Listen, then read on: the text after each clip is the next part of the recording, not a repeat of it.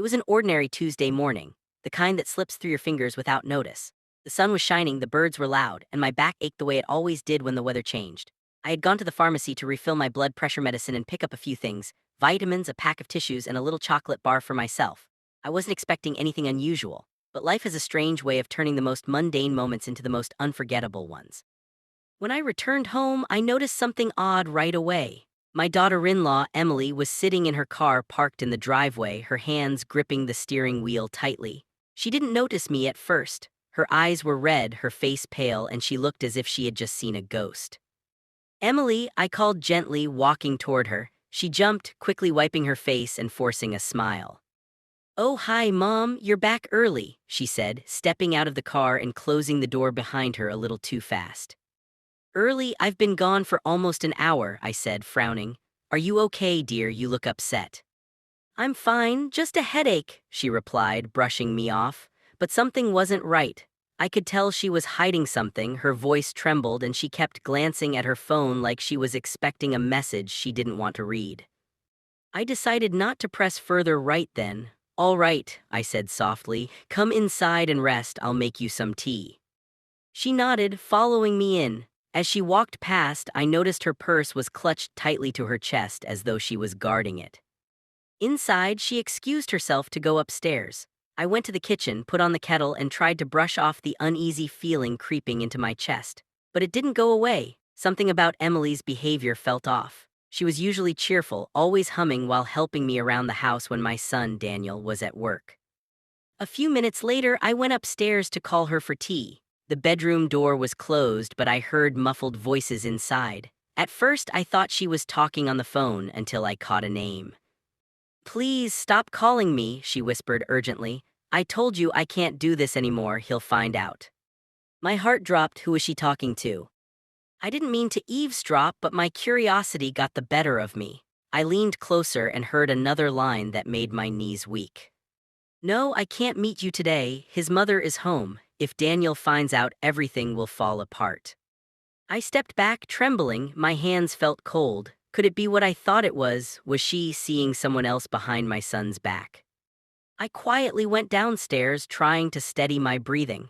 A few minutes later, she came down, looking startled to see me still in the kitchen. "Everything okay?" I asked, watching her closely. "Yeah, just, work stuff," she said quickly. "I think I'll go out for a bit, maybe get some air." And before I could say anything else, she grabbed her purse and left again. My heart pounded. I didn't want to believe the worst. Emily had always seemed like a good woman, loving, gentle, and loyal. She took care of my son, cooked him his favorite meals, and always made sure he called me on Sundays. But the way she acted today, it didn't fit the woman I knew. I sat there for almost an hour, torn between minding my own business and protecting my son. In the end, my worry won. I walked outside to bring in the mail, and that's when I noticed her car was gone, but her phone was lying on the porch bench. She must have dropped it when she rushed out. I hesitated, but when the screen lit up, my stomach turned. A message popped up. "Can't wait to see you tonight, same hotel." I froze. The name on the screen was unfamiliar, Mark. I didn't want to see more, but my fingers moved on their own. I opened the conversation, and what I saw shattered me. Dozens of messages, romantic, secretive, filled with things that no married woman should be saying to anyone but her husband. Tears welled in my eyes. I couldn't believe it. My son had adored her, trusted her completely. They had only been married 3 years, and he often said she was the best thing that ever happened to him. And now this? My hands shook as I picked up my phone. I didn't want to be the one to destroy him, but he had a right to know. "Daniel," I said when he answered, "are you at work?" "Yeah, Mom, everything okay?" he asked. "Can you come home? It's important." He must have heard the tremor in my voice because he didn't hesitate. "I'll be there in 20 minutes.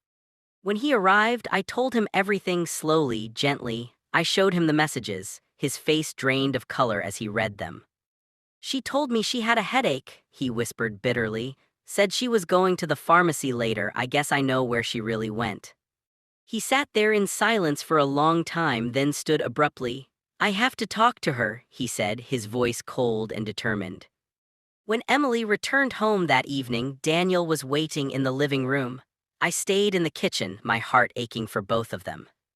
Emily, he said as she walked in, startled to see him. Who's Mark? Her face went pale. What are you talking about? Don't lie, he said firmly. Mom found your phone, I've seen the messages. She crumbled instantly, tears spilling down her face. Daniel, please, it wasn't what it looks like. It started before we got married. I tried to end it, but he kept coming back into my life. I didn't know how to tell you.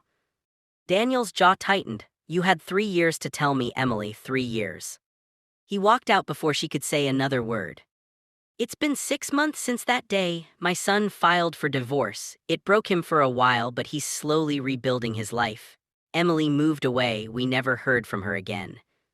Sometimes I still think about that moment, the quiet driveway, her trembling hands, the lies hidden behind her smile. It taught me that even the closest families can have secrets buried beneath calm surfaces.